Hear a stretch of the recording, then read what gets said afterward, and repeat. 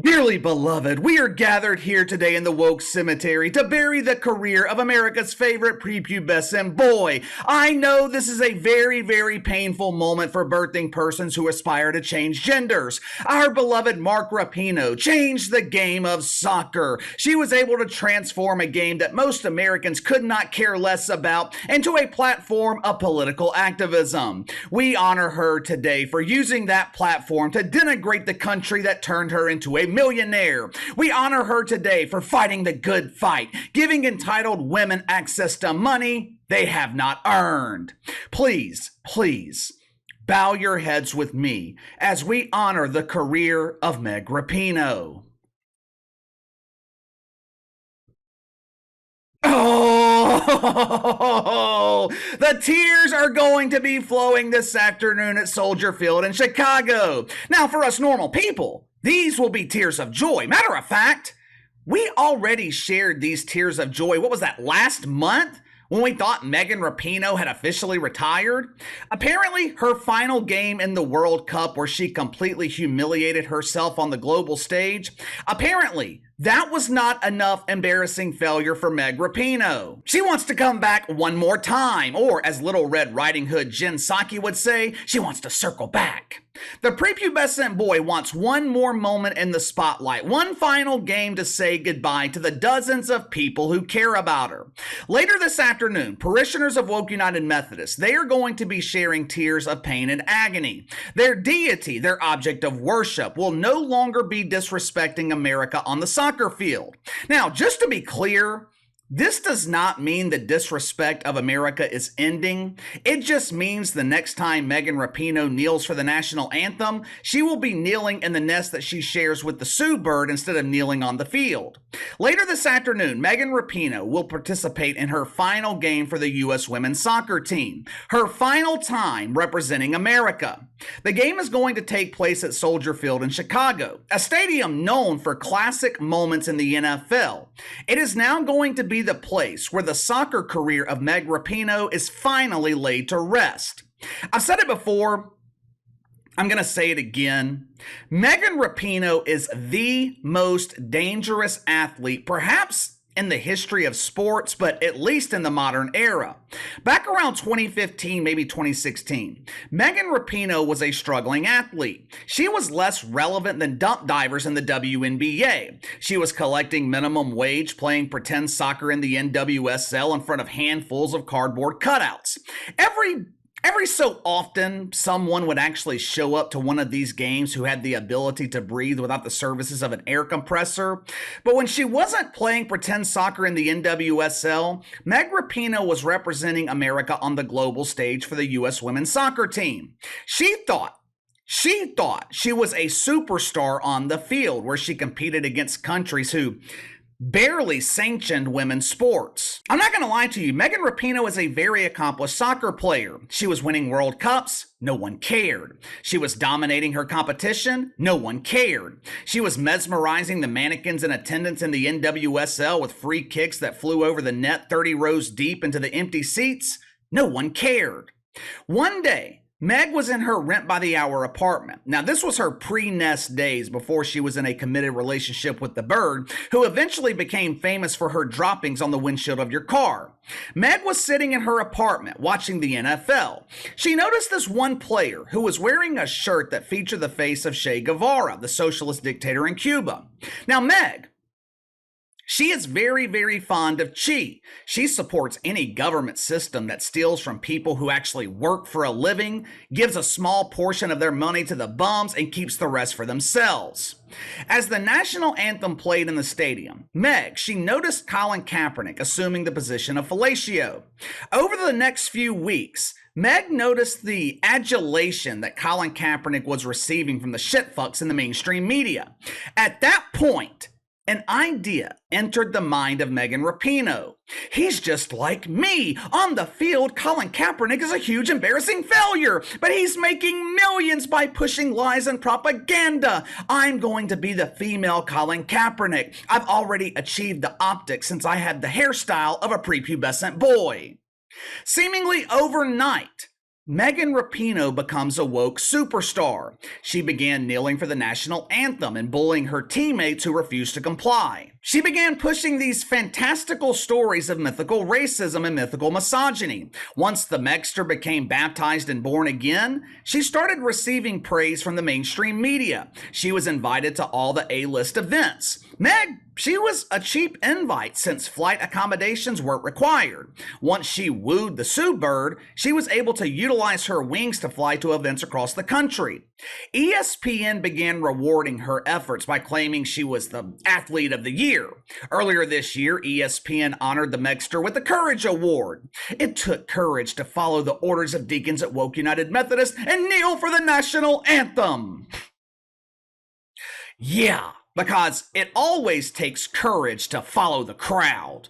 This weekend, the mainstream media, they have went into overdrive celebrating the supposed accomplishments of Megan Rapinoe.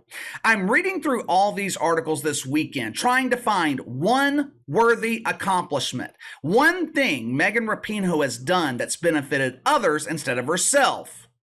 I couldn't find one example. The truth is, everything Megan Rapinoe has done was to benefit Megan Rapinoe. Her biggest accomplishment, winning the fight for equal pay. Now, this is something that I don't fully blame Megan Rapinoe for. I mean, most failures, they are going to demand to be compensated with money they haven't earned.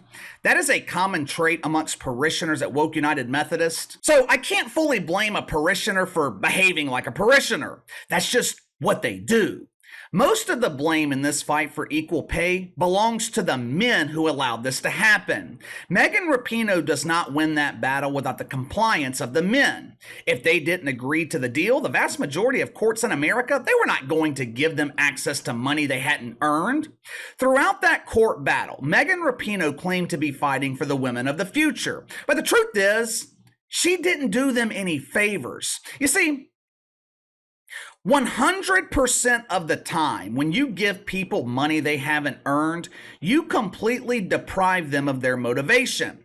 This is why socialist countries never work. 100 years ago, Argentina, they were one of the richest countries in the world. I think they were in the top 5, at least the top 10. They were emulating the capitalist system here in America. Their constitution was damn near identical to ours. In the span of about 2 decades, Argentina went from one of the richest countries in the world to one of the poorest. What happened? Socialist dictator comes into power, completely revamps the style of government. Today, the vast majority of government spending in Argentina is spent on welfare programs giving people money they haven't earned. Megan Rapinoe wants that same system here in America. Just look at what happened after the women were granted equal pay. Absolutely pathetic performance in the Olympics, atrocious performance in the World Cup, uninspiring. Now, some people will claim that the rest of the women in the world are just catching up to their skill level. And look, that is definitely part of it. But the main reason American women are uninspired is because they know they are going to be compensated either way, because half of the revenue that the men are generating is going to be given to them for free. Like I said, Megan Rapinoe, the most dangerous athlete of this era. She has been the face of every woke cause pushed by the media. Mythical racism, Megan Rapinoe, front and center. Mythical misogyny, the destruction of women's soccer by winning the fight for equal pay. And now, she is pushing to destroy women's soccer even further by pushing for men to be allowed to join the U.S. women's team. I find this to be ironic. Megan Rapinoe has been a dedicated member of Woke United Methodist for the past 6 or 7 years. Now, throughout that time, she has proudly pushed their propaganda, but she's remained somewhat silent on transgender involvement in sports. She didn't start heavily pushing the issue until this past year. Why? Because she knew she was going to retire and it would not affect her. All of a sudden, now that Megan Rapinoe is retiring, she has no problem with King Kong and his supersized dong strapping on the thong and competing against women. Since the mainstream media has been putting together highlights of Megan Rapinoe's career as a political activist, I decided to put together some highlights myself. Now, these are just a few clips, but this fully encapsulates the career of Megan Rapinoe. Watch for yourself.